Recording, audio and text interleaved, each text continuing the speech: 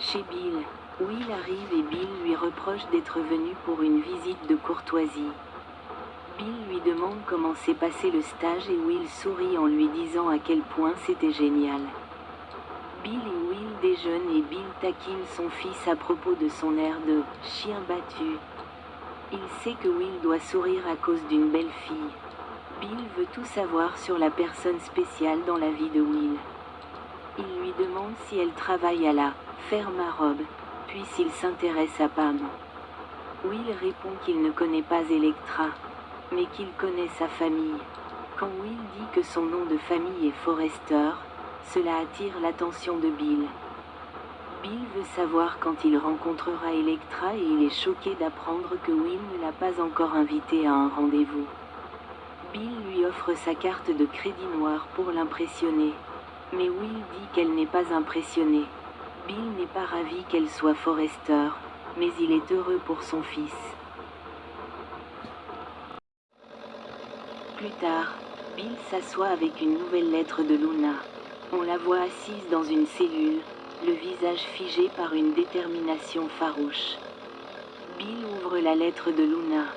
Elle lui dit qu'elle a le droit d'écrire une lettre par semaine et qu'elle la lui envoie. Dans la lettre, elle dit qu'elle pense qu'ils se sont liés d'amitié parce qu'ils ont une histoire similaire.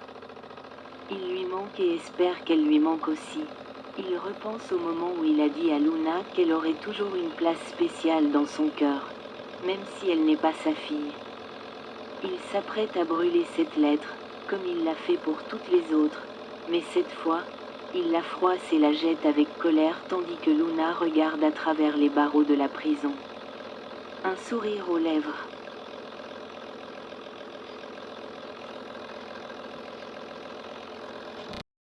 Dans le bureau d'études de Forrester, Ivy taquine Electra à propos de son béguin pour Will.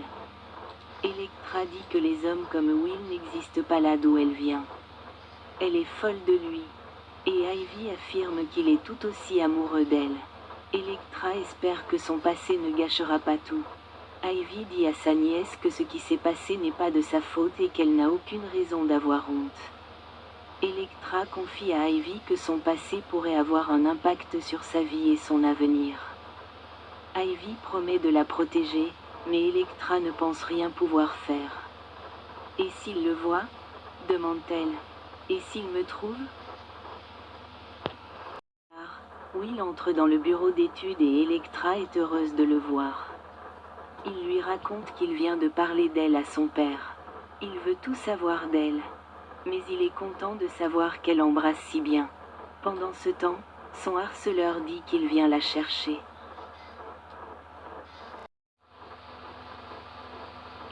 Au bureau principal de Forrester, Eric rencontre Ridge et Steffi au sujet de la décision de licencier Hope. Il n'est pas satisfait de cette décision, car elle fait partie de sa famille. Il pense que c'était personnel.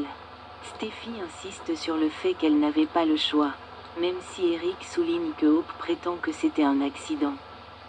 Zind rejoint la réunion tandis que Ridge annonce que la nouvelle de la suppression de la ligne est connue. Zind aimerait que Steffi l'écoute, mais elle le fait taire.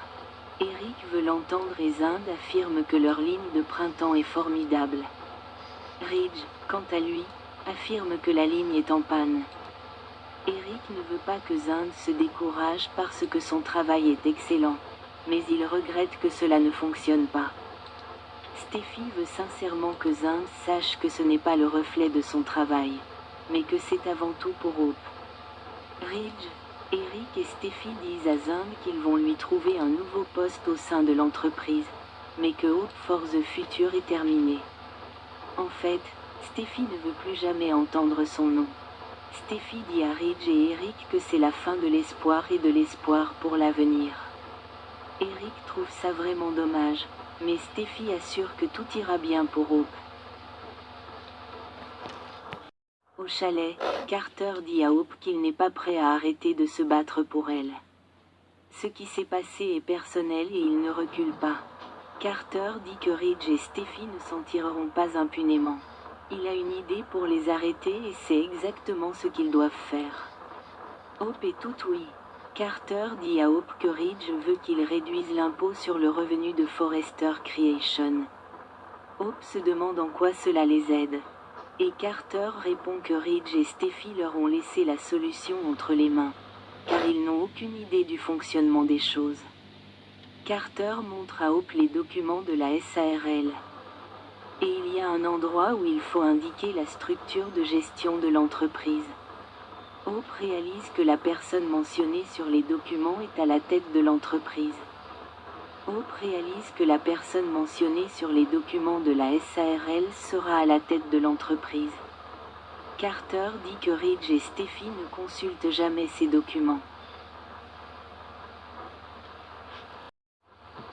Hope dit que Carter Walton, le PDG, a une belle allure. On pourrait gérer ça ensemble, dit-il. Ils s'embrassent. Carter ne sait pas s'il pourrait affronter Ridge et Eric après un tel geste.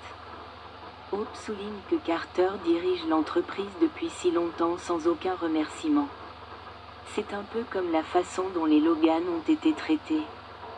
Hope ne veut pas voir la vendetta de Steffi ruiner l'entreprise. S'il y a une chance qu'ils puissent tout changer, Hope suggère que c'est peut-être leur chance de tout changer. Et qu'ils pourraient le faire ensemble. Hope le serre dans ses bras pendant qu'il signe les papiers. Il rit une fois que c'est fait, et elle rit aussi.